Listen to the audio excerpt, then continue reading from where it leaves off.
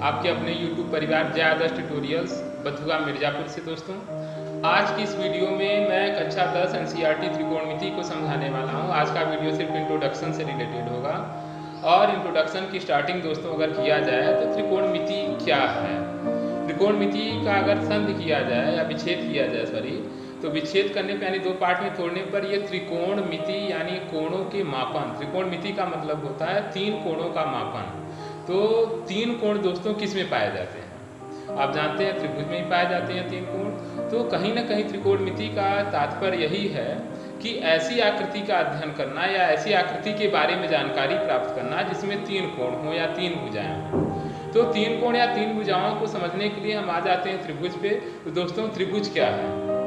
आप कक्षा 8 में पढ़े होंगे त्रिभुज क्या है। तीन भुजाओं से घिरी हुई एक बंद आकृति को दोस्तों कई लोग कह देते हैं तीन भुजाओं से घिरी हुई आकृति या तीन भुजाओं वाली आकृति। नहीं, तीन भुजाओं वाली आकृति जैसे मैं एक साइड ये लिया ये लिया ये लिया दोस्तों, इसमें तीन साइड है मगर ये क्लोज साइड नहीं है, यानी ये पूरा एक बंद शेष नहीं है, इस वजह से त्रिभुज नहीं है। इसलिए किसी भी बहुभुज की जो परिभाषा होती है, जैसे मान लीजिए मैं त्रिभुज की परिभाषा बताना है तो कहेंगे कि एक ऐसी बंद आकृति क्लोज सरफेस या क्लोज शेप जिसमें तीन भुजाएं होती हैं उसी को त्रिभुज कहते हैं।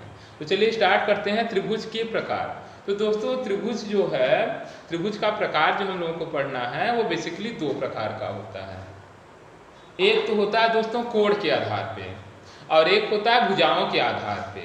यानी त्रिभुज का जो प्रकार है वो दो प्रकार है। त्रिभुज का प्रकार हमें क्या पढ़ना है? Types of triangle, types of triangle पढ़ना है दोस्तों। त्रिभुज का प्रकार, तो त्रिभुज का प्रकार दो भागों में कैटेगराइज किया गया है। एक है भुजा के आधार पर त्रिभुज के प्रकार, भुजा के आधार पर, और एक है दोस्तों कोण के आधार पर, कोण के आधार पर। ठीक है, तो त्रिभुज के प्रकार हम लोग पढ़ रहे हैं।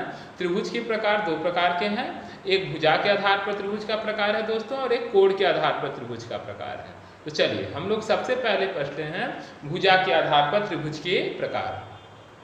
तो भुजा के आधार पर त्रिभुज की प्रकार की जो कैटेगराइज की गई है या कैटेगराइजेशन ऑफ ट्रायंगल्स है वो ये इसमें बताया गया है कि जैसे मान लीजिए त्रिभुज की भुजाएं, तो त्रिभुज की भुजाएं आप देखेंगे तो कभी कभी क्या होता है कि ऐसे त्रिभुज होते हैं जिनकी तीनों भुजाएं बराबर होती हैं, दो भुजाएं बराबर होती हैं या कोई भुजा बराबर नहीं होता है।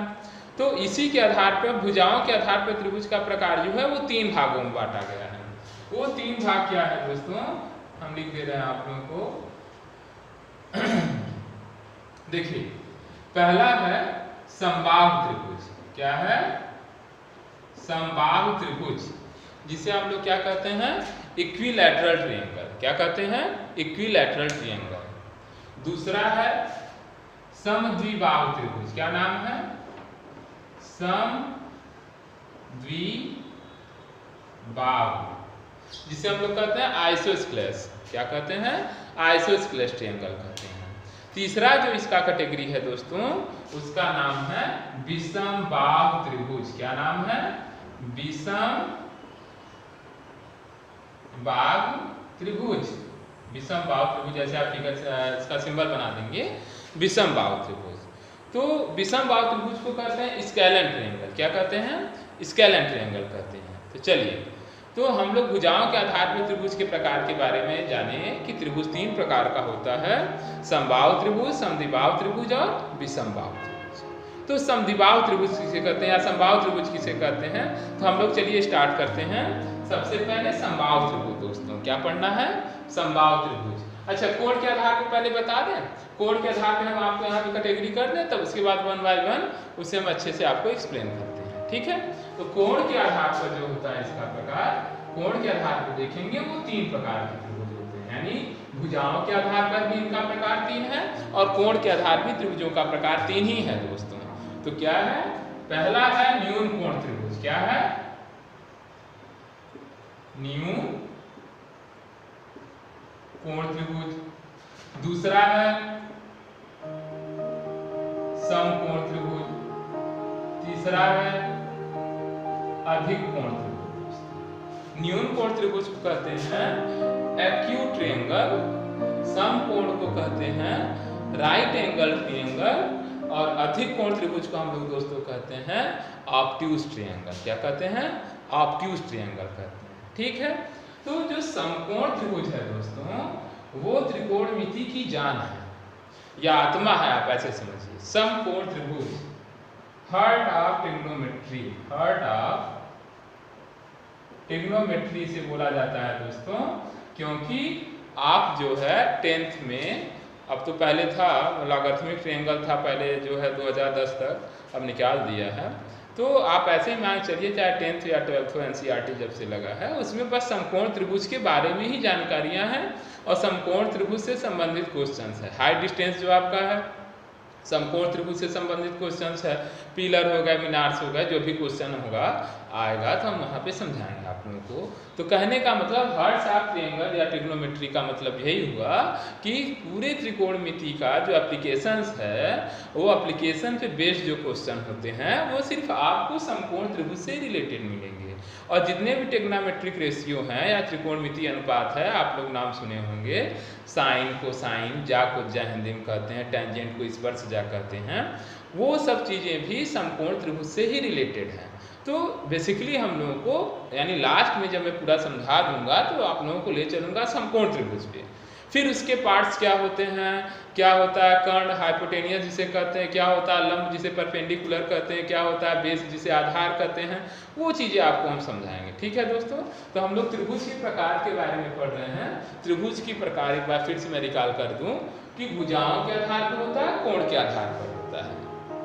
भुजाओं के आधार पर त्रिभुज के 3 प्रकार हैं, समबाहु, समद्विबाहु और विषमबाहु। कोण के आधार पर भी त्रिभुज के 3 प्रकार हैं, न्यून कोण त्रिभुज, समकोण त्रिभुज और अधिक कोण त्रिभुज। ठीक है, चलिए, जिसमें से समकोण त्रिभुज हमें पढ़ना है, क्योंकि पूरा जो आपका ट्रिग्नोमेट्रिक एप्लीकेशन है या प्रायोगिक सवाल है या ऊंचाई दूरी जिसे आप लोग कहते हैं, वो सब समकोण त्रिभुज पे बेस्ड है। चलिए, अब हम लोग स्टार्ट करते हैं।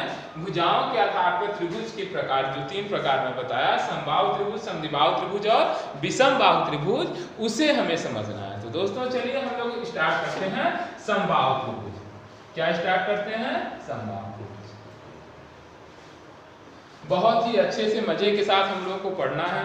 एक बात मैं बता दूं, एक एक टर्म पूरा समझाना है, आप लोगों को समझना है, और कोई भी एकदम जो है उछल कूद करते हुए पढ़ाई लिखाई नहीं करना है। एकदम शांति से, इत्मीनान से हर एक बात को समझते हुए पढ़ना है, मजे के साथ। चलिए, तो समबाहु त्रिभुज आप लोग जानते हो भैया, समबाहु त्रिभुज क्या है? कोई भी पूछा जाए तो लड़के टपक पढ़ते हैं, ऐसा त्रिभुज जिसकी तीनों भुजाएं बराबर हो गया समबाहु त्रिभुज। खुश हो गए? ठीक नहीं, बात तो सही है। ऐसा त्रिभुज जिसकी तीनों भुजाएं बराबर हो उसे समबाहु त्रिभुज कहते हैं। चलिए ठीक है, परिभाषा आप लोग लिख लेना सुंदर राइटिंग में, क्योंकि आप लोग राइटिंग पे जरूर ध्यान देना। तो क्या होता है समबाहु त्रिभुज? क्या? ऐसा त्रिभुज जिसकी तीनों भुजाएं बराबर हों तथा प्रत्येक कोण 60 अंश हो, उसी को क्या कहते हैं? समबाहु त्रिभुज कहते हैं। तीनों भुजाएं बराबर होने का मतलब कि जैसे मान लीजिए मैं ये भुजा ए माना, तो ये भी भुजा कितनी हो जाएगी? ए, और ये भी भुजा कितनी हो जाएगी दोस्तों? ए। ठीक है, समबाहु त्रिभुज की तीनों भुजाएं आपस में बराबर होती हैं। एक साइड में जिसका ए मतलब इस साइड की पूरी क्या है? एम्पलीट्यूड है, या कह लीजिए कि इसका क्या है? मैग्नीट्यूड है या लंबाई है ए। तो यहाँ पे क्या हो जाएगा? ये भी ए है, ये भी ए है, ये तीनों भुजाएं बराबर। ठीक है, इसका प्रत्येक कोण कितना होता है? 60 अंश। कितना होता है? 60 अंश। ये भी कितना हो जाएगा? 60 अंश। ये भी कितना हो जाएगा? 60 अंश।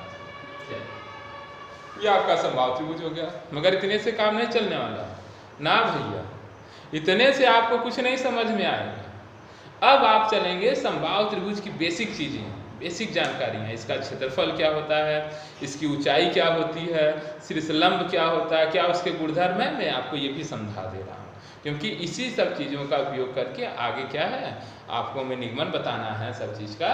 तो आप यहीं से समझिए, बहुत अच्छे से समझिए। चलिए, तो देखिए क्या होता है समबाहु त्रिभुज का क्षेत्रफल। सबसे पहले एरिया ऑफ इक्विलैटरल ट्रायंगल, या आप लिख देंगे समबाहु त्रिभुज का क्षेत्रफल का सूत्र होता है भुजा स्क्वायर करनी में 3/4।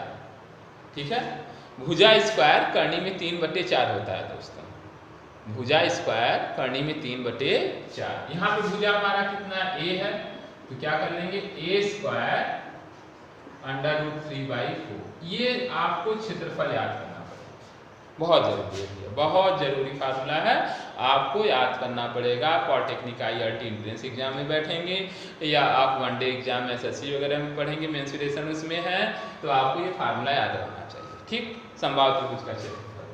दूसरा जो हम आपको बताने जा रहे हैं वो है शीर्षलंब या ऊंचाई। समबाहु त्रिभुज की ऊंचाई शीर्षलंब और इसी को एम्पलीट्यूड या हाइट भी बोलते हैं दोस्तों। हाइट या एम्पलीट्यूड आर इक्विलैटरल ट्रायंगल। ठीक है, तो हाइट का फार्मूला क्या होता है, साइड √3/2, यानी भुजा करनी में 3/2 या भुजा में यहाँ पे हम लोग ए माने हैं, क्या हो जाएगा a √3/2, ये फार्मूला। ठीक है, समबाहु त्रिभुज का एरिया आपको पता रहना चाहिए, समबाहु त्रिभुज का हाइट फार्मूला पता रहना चाहिए। और एक गुण है, गुण क्या है कि समबाहु त्रिभुज का शीर्षलंब, शीर्षलंब मतलब यहाँ से ऐसे एक परपेंडिकुलर में ड्रा कर दूं, ये ऐसे शीर्ष से सामने वाली भुजा पे जो लंब खींचते हैं उसी को शीर्षलंब कहते हैं। ठीक है, तो समबाहु त्रिभुज का शीर्षलंब सामने वाली भुजा को समकोण पर अर्धित करता है, सामने वाली भुजा को समकोण पर अर्धित करता है दोस्तों। ठीक है, चलिए जैसे ये हमारा समबाहु त्रिभुज है ना, समबाहु त्रिभुज बनाया हूँ, इसका शीर्ष ए लिया, ए से मैं परपेंडिकुलर साइड BC पर या भुजा BC पर ड्रा कर दिया, खींच लिया एक लंब। तो जब मैं लंब खींचूंगा और सपोज करिए ये पॉइंट यम है, क्या है यम, जिसे हम लोग कहते हैं लंब का पाद या फुट ऑफ परपेंडिकुलर भी बोलते हैं। तो यहाँ पे क्या हो जाएगा BM = CM, हाँ, यानी मिड पॉइंट होता है। क्या होता है ये मध्य बिंदु होता है किसी भी समबाहु त्रिभुज में। एक बार फिर से जल्दी से फिगर बना दें आप लोगों को अच्छे समझने के लिए। जैसे हमारा समबाहु त्रिभुज ABC है और मैं अगर B से सामने वाली भुजा पे लंब खींच देता हूँ, तो ये इसे आधा आधा कर देता हूँ। ठीक है, आधा मतलब मध्य बिंदु, एक तरह से माध्यिका, क्या हो गया ये इसका माध्यिका हो गया दोस्तों। ठीक है, अगर आप यहाँ से ऐसे क्या करेंगे खींच देंगे, ये यम यहाँ मान लीजिए, मैं मान लिया, तो जो BN है वो AN के बराबर हो जाएगा दोस्तों। मान लीजिए मैं A से परपेंडिकुलर खींच दिया, ये हमारा यहाँ पे क्या आ गया P, तो इस कंडीशन में साइड यानी BP = CP हो जाएगा। ठीक है, तो ऐसे कंडीशंस में अगर समबाहु त्रिभुज है तो समबाहु त्रिभुज का शीर्षलंब सामने वाली भुजा को अर्धित करता है और समबाहु त्रिभुज का शीर्षलंब उसी समबाहु त्रिभुज का माध्यिका भी होता है। या एक बहुत ही महत्वपूर्ण है कि समबाहु त्रिभुज का शीर्षलंब, माध्यिका, गुरुत्व केंद्र, अंतः केंद्र, परिकेंद्र सब एक ही जगह पर होता है, ये जी से शो करते हैं इसे। ठीक है, तो समबाहु त्रिभुज का जो परिकेंद्र है, अंतः केंद्र है, गुरुत्व केंद्र है, वो सब एक ही पॉइंट्स पर होते हैं। जबकि यही हमारा अगर क्या हो जाए समद्विबाहु या विषमबाहु त्रिभुज हो जाए, उसका परिकेंद्र कहीं और होगा, अंतः केंद्र कहीं और होगा और गुरुत्व केंद्र कहीं और होगा। ठीक है, चलिए नेक्स्ट किसी वीडियो में अंतः केंद्र, परिकेंद्र, गुरुत्व केंद्र की बात करेंगे और हम लोग आगे बढ़ते हैं। ठीक है, तो तीसरा गुण हम लोग यही पढ़े कि समबाहु त्रिभुज में अगर हम उसकी माध्यिका या शीर्षलंब खींचते हैं तो सामने वाली भुजा को क्या करता है अर्धित कर देता है। ठीक है ना, अगला चलिए यानी चौथी प्रॉपर्टी हम लोग पढ़ेंगे। समबाहु त्रिभुज की अगर हम लोग माध्यिका खींच दिए, जिसकी माध्यिका खींच दिया गया है, तो इस कंडीशंस में क्या होगा, देखिए ये 60 डिग्री, ये 60 डिग्री, ये एंगल 90 हो जाएगा दोस्तों, यानी समकोण त्रिभुज कहीं ना कहीं 90 यानी समकोण, और ये 30 हो जाएगा, 30 डिग्री यहाँ पर, 30 डिग्री यहाँ पर, बहुत ही जरूरी है। अभी मैं आप लोगों को बताऊंगा कि sin 30 की वैल्यू, जैसे आप लोग याद करे होंगे 1/2, sin 60 की वैल्यू करनी 3/2, sin 45 की वैल्यू 1/√2। ठीक है, तो ये याद करने की जरूरत तो है, खैर आप याद करे रहेंगे तभी होगा, उसका कोई दूसरा उपाय नहीं है। मगर ठीक है, कहाँ से आया है इसका डेरिवेशन करके बता देंगे तो पढ़ने का थोड़ा मजा और आता है। तो डेरिवेशन हमें बताना है, आप लोगों को समझाना है बहुत अच्छे तरीके से। इस वजह से बेसिक आप जान लीजिए समबाहु त्रिभुज के बारे में कि जब मैं उसका एक माध्यिका खींचा या शीर्षलंब खींचा तो सामने वाली भुजा को अर्धित कर दिया और इसके जो कोण का डिस्ट्रीब्यूशन है, वितरण है, वो 60 यहाँ हो गया, 60 यहाँ हो गया, यहाँ पे 90 हो गया, यहाँ पे 30 और यहाँ पे क्या हो गया 30 हो गया दोस्तों। ठीक है, तो समबाहु त्रिभुज के बारे में हम लोग पढ़ लिए। अब हम लोग पढ़ेंगे समद्विबाहु त्रिभुज के बारे में। तो समद्विबाहु त्रिभुज क्या होता है? ऐसा त्रिभुज जिसकी दो भुजाएं, सिर्फ दो भुजाएं आपस में बराबर हों, उसे क्या कहते हैं? समद्विबाहु त्रिभुज कहते हैं। तो समद्विबाहु त्रिभुज को आइसोस्केलेस ट्रायंगल बोलते हैं। और समबाहु त्रिभुज में क्या हो जाएगा दोस्तों? ए बी सी मान लीजिए, चलिए एस बी सी। इस कंडीशन में सिर्फ दो ही साइड इक्वल होगा। ठीक है, दो साइड इक्वल रहेगा। इसकी प्रॉपर्टीज और क्या है आप जानते हैं, कक्षा 9 में प्रमेय पढ़े हैं कि त्रिभुज के बराबर भुजाओं के सम्मुख कोण आपस में क्या होते हैं? बराबर होते हैं। इस वजह से अगर ये साइड हमारा दोनों बराबर है तो ये एंगल और ये एंगल, दोनों साइड के आमने सामने जो अपोजिट एंगल होंगे साइड्स के, वो इक्वल हो जाएंगे। और प्रॉपर्टी क्या होती है कि आइसोस्केलेस ट्रायंगल में अगर आप सिरसिलम यानी एक एम्पलीट्यूड या लंब खींचते हैं तो इसे बराबर बराबर काट देगा, जैसे आपका इक्विलैटरल ट्रायंगल में था। ठीक है, और यहाँ पे सिरसिलम है तो एंगल 90 डिग्री हो जाएगा, ये भी एंगल कितना हो जाएगा? 90 डिग्री हो जाएगा। ठीक, चलिए, तो आइसोस्केलेस ट्रायंगल में बहुत कुछ नहीं था, इतना ही है। विषमबाहु त्रिभुज का नाम ही है कि ऐसा त्रिभुज जिसकी तीनों भुजाएं बराबर आपस में न हो, तब कि उनके साइड्स की भी there will be no relation between the side of triangle is called the scalene triangle. यानी ऐसा त्रिभुज जिसके दो भी साइड, कोई भी साइड में कोई भी संबंध ना हो, साइड संबंधी संबंध ना हो, यानी वो बराबर है कि नहीं है, तो ठीक है, तो आप यही कहेंगे बराबर नहीं, बल्कि ऐसा त्रिभुज जिसकी तीनों भुजाएं आपस में बराबर नहीं है, उसे हम लोग क्या कहते हैं? विषमबाहु त्रिभुज कहते हैं। ठीक है, तो विषमबाहु त्रिभुज आप कोई भी एक फिगर बना लीजिए जिसका तीनों साइड इक्वल ना हो। चलिए मैं बना लेता हूँ, ये ऐसे हो गया, एक ऐसे हो गया, ये हो गया। आप देखेंगे तीनों साइड किसी भी तरह से इक्वल नहीं है, क्या नहीं? इस त्रिभुज को क्या कहेंगे? विषमबाहु त्रिभुज कहेंगे। ठीक है दोस्तों, तो भुजाओं के आधार पर त्रिभुज का प्रकार हो गया। अब हमें पढ़ना है कोण के आधार पर त्रिभुज के प्रकार। चलिए जल्दी से पढ़ लेते हैं, कोण के आधार पर त्रिभुज के प्रकार। तो कोण के आधार पर त्रिभुज का प्रकार जो था वो न्यून कोण त्रिभुज था, दूसरा समकोण त्रिभुज था, तीसरा अभिकोण त्रिभुज था। समकोण त्रिभुज हमें समझना है बहुत अच्छे से। तो न्यून कोण त्रिभुज क्या होता है? ऐसा त्रिभुज जिसके तीनों कोणों का मान 90 से छोटा हो। ऐसा त्रिभुज जिसके तीनों कोणों का मान या प्रत्येक कोण का मान 90 डिग्री से छोटा हो, उसे क्या कहते हैं? न्यून कोण त्रिभुज कहते हैं। जैसे मान लीजिए एक मैं ट्रायंगल बना दिया, ये वो आपका क्या हो सकता है? समबाहु त्रिभुज ही आपका न्यून कोण त्रिभुज है, क्योंकि समबाहु त्रिभुज का प्रत्येक कोण कितना होता है? 60 डिग्री होता है नहीं? तो 90 से छोटा ही है। तो देखा जाए कोण के आधार पर समबाहु त्रिभुज को भी हम लोग न्यून कोण त्रिभुज कह सकते हैं, या कोई और भी ऐसा ट्रायंगल ले लिया जाए जिसके कोण एक 20 है, एक 70 है, नहीं तो गड़बड़ हो जाएगा, 30 या 80। अब देखें, क्योंकि त्रिभुज के तीनों कोणों का एक 180 भी होना चाहिए, ये भी आपको ध्यान रखना है। तो 70 30 100 और 80 180 हो गया। और तीनों कोण देखेंगे तो क्या है? 90 डिग्री से छोटा है। तो किसी भी त्रिभुज का प्रत्येक कोण यदि 90 डिग्री से छोटा है या प्रत्येक कोण का मान 90 डिग्री से छोटा है, तो उसे क्या कहते हैं? न्यून कोण त्रिभुज कहते हैं। समकोण त्रिभुज, त्रिकोणमिति की जान, हर्ट्ज ऑफ ट्रिग्नोमेट्री।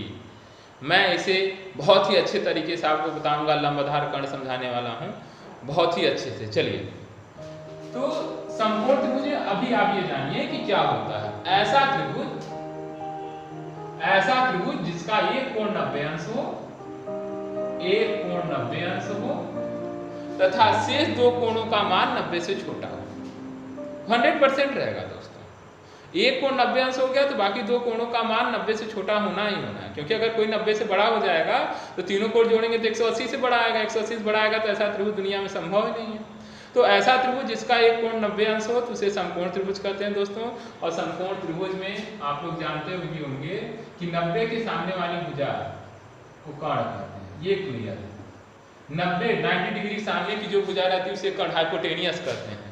मैं आपको बताऊंगा, लाल बट्टे कक्का एकदम फेमस है यूपी बोर्ड का, और पंडित बद्री प्रसाद हर हर बोले ये सीबीएसई बोर्ड में फेमस है। कई लोग इसे पाकिस्तान भूखा प्यासा हिंदुस्तान हरा भरा भी करके समझाते हैं। सब कुछ मैं आपको समझाऊंगा, मगर धीरे धीरे स्लोली। तो चलिए, 90 डिग्री के सामने वाली जो भुजा होती है उसे हम लोग क्या कहते हैं? कर्ण कहते हैं। ठीक है, और रही बात लंब और आधार की दोस्तों, तो बड़ा कंफ्यूजन होता है लंब और आधार में कि समकोण त्रिभुज में लंब क्या है, क्या आधार है। तो आप याद रखिए, जिस कोण की बात की जाए, अगर मैं यहाँ इस वाले कोण को थीटा मानता हूँ या इस कोण की बात करता हूँ, तो इस कोण के सामने की जो भुजा ये है, ये आपका लंब है, तो जो भुजा बची वो आधार। ठीक है, तो सबसे पहले समकोण त्रिभुज में आपको कर्ण डिसाइड करना है।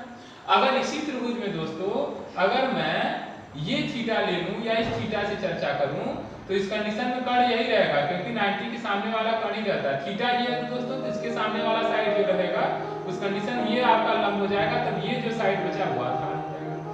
बच्चों में, मित्रों में यही कंफ्यूजन होता है कि क्या लंब है क्या आधार है। इनिशियल कंडीशंस में 100% इनिशियल कंडीशन से होगा। 10 से आप पढ़ रहे हैं तो इनिशियल कंडीशंस में ही आप लोग हैं, मगर ये बहुत ही इजी है। क्या कर्ण होता है, क्या लंब होता है, क्या आधार होता है, एकदम मिनटों में लगा डालेंगे। ठीक है, चलिए घबराने की बात नहीं है, नेक्स्ट वीडियो में और इसे अच्छे समझाऊंगा। अभी थोड़ा सा इंट्रोडक्शन दे रहा हूँ। तो एक और आपका बचा है अधिक कोण त्रिभुज। तो दोस्तों अधिक कोण त्रिभुज क्या होता है? अधिक कोण त्रिभुज ये होता है कि ऐसा त्रिभुज जिसके एक कोण का मान, कोई एक कोण का मान 90 अंश से बड़ा हो, यानी अधिक कोण हो। तो चलिए देखिए, जैसे मैं ट्रायंगल बना दिया, इसी का साइड अगर थोड़ा सा तिरछा कर दूं, तो ये जो कोण है 100% 90 से बड़ा है। तो यदि ऐसा त्रिभुज जिसके किसी भी एक कोण का मान 90 अंश से बड़ा हो, तो ऐसे त्रिभुज को क्या कहते हैं? अधिक कोण त्रिभुज कहते हैं। ठीक है, अब दोस्तों आपको फिर से मैं बता दूं कि समकोण त्रिभुज के बारे में पढ़ना है। तो आज की वीडियो में इतना ही था। अब नेक्स्ट वीडियो में बनाऊंगा जिसमें आप लोगों को समकोण त्रिभुज में लंब क्या होता है, कर्ण क्या होता है, आधार क्या होता है, त्रिकोणमितीय अनुपात क्या होते हैं, त्रिकोणमितीय सरसमीकाएँ क्या होती हैं। ठीक है, और कुछ विशेष कोणों के लिए त्रिकोणमितीय अनुपात साइन होता है, 0 अंश, 30 अंश, 45 अंश, 8 अंश के लिए मैं आपको बताऊंगा। दोस्तों इतना जल्दी आपका एक्सरसाइज नहीं चालू होने वाला है। कम से कम मैं इंट्रोडक्शन का 3 पार्ट डालूंगा। तीनों पार्ट आप जा करके प्लेलिस्ट में देख लीजिए। अगर आप लेट से देख रहे हैं तो उसके बाद आप एक्सरसाइज पढ़ेंगे तो आपको बहुत अच्छे समझ में आएगा। हर वीडियो आपको प्लेलिस्ट में क्लास 10th NCERT त्रिकोणमिति करके डाल दी गई है। दोस्तों एक बार फिर से मेरे चैनल से जुड़ने के लिए इतना ढेर सारा प्यार और स्नेह